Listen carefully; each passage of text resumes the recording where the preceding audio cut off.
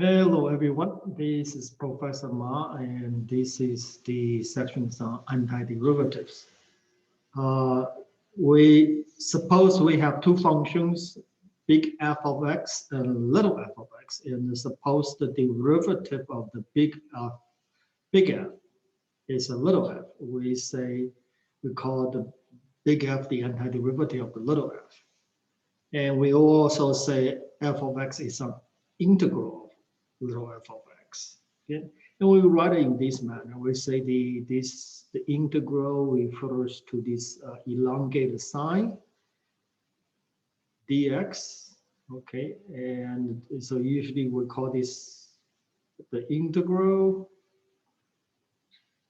and of whatever is in the middle of little f of x. In this case, we say the answer is the f of x, whose derivative is the little f, big F, plus any constants. Because if you think about it, all of them with any constant here, all their derivative, they all share the same derivative, little f of x. They all antiderivatives. So antiderivatives is up to a constants. Okay. And the antiderivatives of the functions of the zero, in other words, the ones whose derivatives are zero are precisely the constant function. So this will prove in the end of the sections. Okay. And so again, notice one thing. If I have a functions, I take the derivatives, there's only one. But if I have a functions, I want to find out whose derivatives it came from. There are infinitely many, but all of them are different. So the phrase antiderivatives of little f of x, it means we have a whole set of functions. And the difference between all these functions having the same derivatives, they differ by a constant. Okay. So here, if f prime is equal to g prime, then f is g prime plus some numbers. F is g plus some numbers.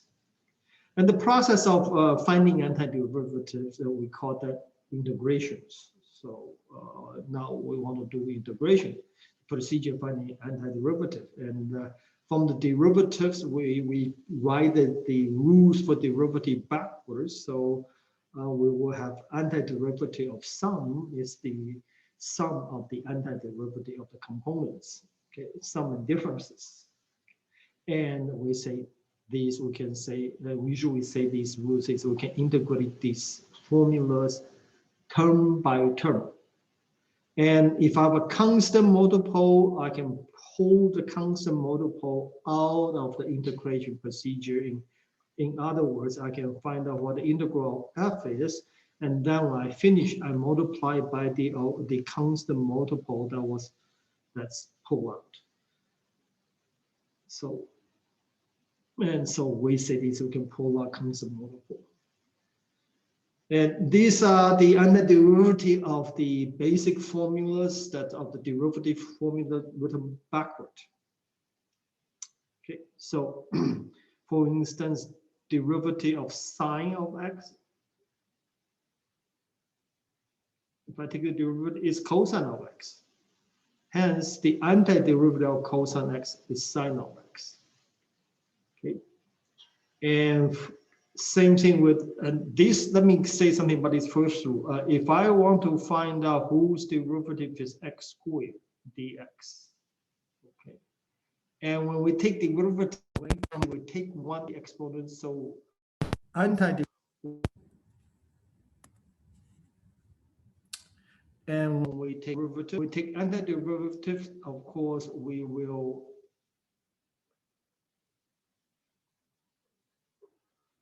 use the rule backward. That means that, you know, the antiderivative must come from the third power. Then, but if I take the derivative of x cubed, it doesn't come out right, because the derivative of x cubed is 3x squared, and I have an extra 3 here. So balance out the 3, I divided by 3. And so this is the antiderivative of x squared. And note that I take the power, I add 1 to it, and I divide it by the same adding 1. So p plus 1, p plus 1. That's why this form of the antiderivative of x to the p power. And so with this, and we can integrate some of the basic formulas of something like this. Break it apart as much as possible, term by term. I can integrate each component. I can pull out constants. And fractional terms like that, if possible, I can break it up, try integrate in that manner. Now I can find the antiderivative of 1 by 1.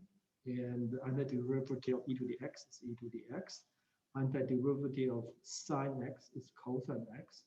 Antiderivative of x to the minus 1/2 is 2 times x to the 1/2. Antiderivative 2 of x is log x. And so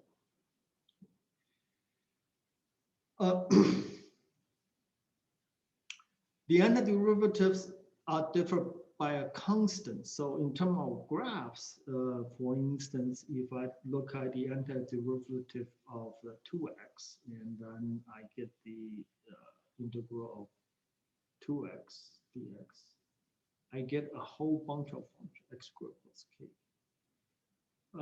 All these functions have the derivative 2x. And if I graph them out, basically it says at any point, so here's x, then all of them will have the same slope, because these are, in some sense, parallel curves. Okay. And if I want to know a particular one that I'm looking for, then I have to give you extra information besides that this saying that it's derivatives 2x. I have to tell you which one I want. And usually I will give you a point of the curve I want, and that we call initial conditions. Okay, so here's examples. And for instance, I want the particular one passing through 1, 3. Then the initial condition is 1, 3. That is when x is 1, y is 3. So I want not only the derivative is 2x, but also with the initial conditions that capital F of 1, when I plug it in, I get 3. And once I got both of these information, that I can determine then the particular solution we want. There's only one. This is these functions that has the slope 2x and the derivative 2x and passing through the point 1, 3. Okay. And here's examples where we take the derivative twice. And I tell you the second derivative is now give you the two initial conditions. And then using the two initial conditions, one for the first derivative, one for the function at the number 1, at x equal to 1, and what a second derivative is, I can backtrack, integrate to find out what the function x is. Okay, so first I integrate second derivative, I get a first derivative. Okay, and I integrate it out. Remember, it's a constant. Okay, so which first derivatives, what's the exact formula for the first derivative? It's supposed to be that's where the initial condition comes in. I want the one when x is 1, when I plug in 1 in here, I want these come out to be 1/3.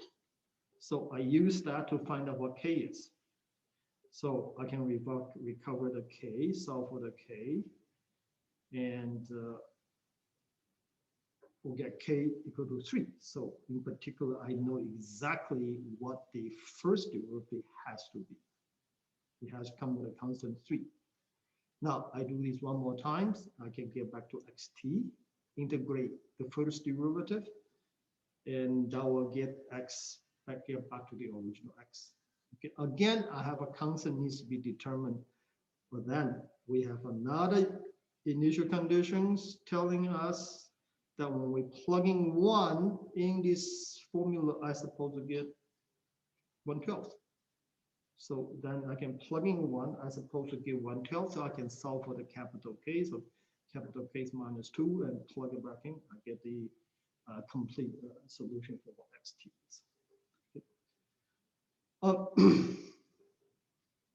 One thing to know about derivatives, for polynomials, if I take enough times, the derivative becomes 0. For second degree, I take it 3 times, derivative is 0. For fourth degree, I take it 5 times, it becomes 0. So for nth degree, I take n plus 1 time derivative, then the n plus 1 first derivative will be 0, and so on. And after that, it all 0. Okay. And this gives us one theorem. Basically, it says if I have 2 formula and the degree, the nth derivatives are equal, then the 2 formula must be differ by some polynomial where the degree of polynomial is less than n. Okay, so we will use that in the futures. Okay. Now, how about some other rules about integrations? Well, it turns out integration is hard. The antiderivative, the derivative of elementary functions are elementary functions. You know, derivative sine, cosine, and cosine minus sine, blah blah blah. And so algebraic functions are within the algebraic, so they don't become something strange. But antiderivative is different. Okay, for instance, if I want to find out whose derivative f of x, when I take the derivative, becomes sine of 1 over x, and we can prove there's no elementary function that will do that. It's not cosine 1 over x. Maybe you try to adjust x squared or do something strange. No, it doesn't work. Okay. It's not a simple proof, but it can be proved. Actually, these type of functions, most functions, if you write one such a function, antiderivative is not elementary. Okay. Most of them are not elementaries. Okay. So there's no quotient rule, no product rule like the taking derivatives. Okay. So there are 2 main methods for taking antiderivative. One's called a substitution, one's called integration by parts. The substitution, we're going to do that first. And integration by parts will come later, a few weeks. We'll do that a few weeks from now. The substitution method came out of the compositions of chain rules. Okay, reverse chain rule. And so recall, if I take the derivative of a chain rules, and if I have a formula, I stick a formula u of x as the argument, I take the derivative, I'm going to get the derivative of f respect to u times the derivative of u prime of x. And so write it in terms of antiderivative, and I can write it, say, oh, the antiderivative of this formula. Okay, where here's an argument u, which are plugging some formulas, and there's a part u prime. The derivative of that u is multiplied to it. Then its antiderivative is going to be the composition f of u. Okay, and so this is the substitution method, except it's not very useful if you look at this. How do I use this, right? And so we're going to write, so to do this algebraically, we first write down the rule, then we go through the mechanics of how we go about this, okay? These are the chain rule. Okay, so going backwards, so remember all this is respect to derivative x. So going backward, I can say antiderivative of cosine u, okay, u prime dx, or this one, that's going to give me back to sine of u. Okay, so if I write all these chain rule in the substitution formulas, this is what they are. Okay, derivative of sine of u times the derivative of u dx, I get minus cosine. Okay. Again, then this list of formula is really not very useful. Okay, it doesn't really tell us what exactly is going on. And here's what's going on.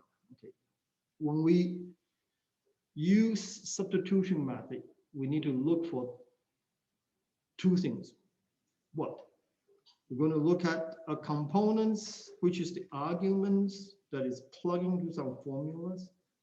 Okay, and the presence of its derivative, the u and u prime, the derivative multiply as a factor to it. Okay, so if we do observe these, then we can use a substitution methods. Here's an example. Okay. First, we have to decide that that we're going to use substitution method for this problem. Okay, first of all, it's not a simple problem, so cannot integrate term by term, so there's no simple way to do this. Then, no other choice, we're going to do substitution. Okay, and that what we're going to look for in the problem, we're going to look for a components and its derivative multiplied as a factor times dx. Okay, in this case, the derivative of sine is cosine times dx. Okay, hence, if this is what we observe, then this is going to be the u in that formula sheet, and this is going to be the u prime. Okay, so but how do we integrate this out step by step? And from here on, this is the standard procedures. Once we decide what u is, we identify it, and we identify u prime is the cosine of x. So we're going to set u to be sine of x. Then its derivative is the cosine of x, which is the factor we observe. Okay. Then step 2. We're going to solve for, we're going to take the derivative over here, du dx. Okay. Du dx is going to be what? Cosine of x, right? And then we're going to write dx. That is, if you like, switch dx, solve for dx, and put cosine underneath is du over cosine x. Okay. In other words, we're going to solve for dx. We're going to solve this for the dx. Dx moves. Replace that dx by du divided by u prime. Okay, so next we're going to do the substitutions. What? The sine is going to be the u. This is going to be e to the u. Okay, and dx is going to be du u prime, and that is cosine x will cancels out here. We have the sine of x is the u, and dx is du divided by cosine x. And since cosine x we observe initially is a factor there, so this factor will cancel with u prime underneath in the denominator. What's left should be a problem in the letters in the variable u. Okay, in this case it is, and that I know how to integrate. That's e to the u plus a constant. Then we don't want the answer in u, we want the answer in x. So we put sine of x back into for u. And that's the final answer for the antiderivatives. Okay, this is the substitution methods. Okay. Again, once we identify the rest of the steps are more or less forced, you have to do these or do that, etc., etc. Okay. Again, and first looking at these problems, and we want to observe a component that plays the role of the u, and another component plays the role of its derivative u prime. And where's that?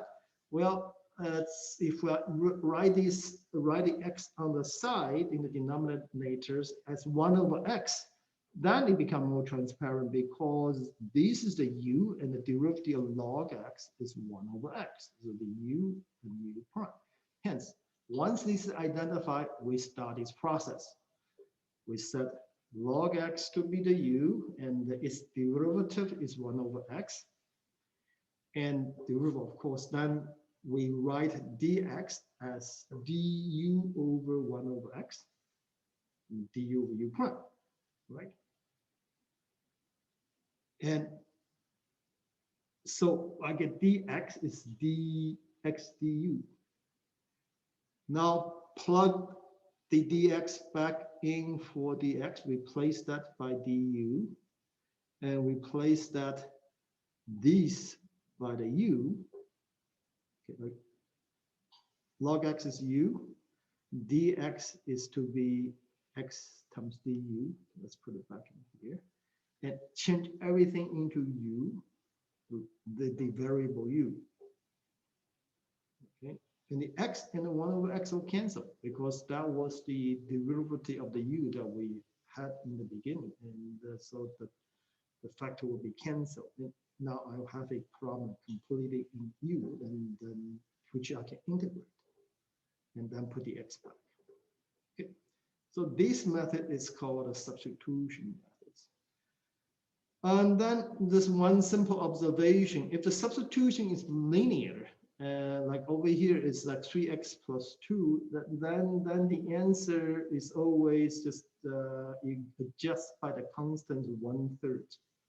Okay, so this is sometimes useful observation when you have to do a lot of this integration, that where u is just a linear substitution.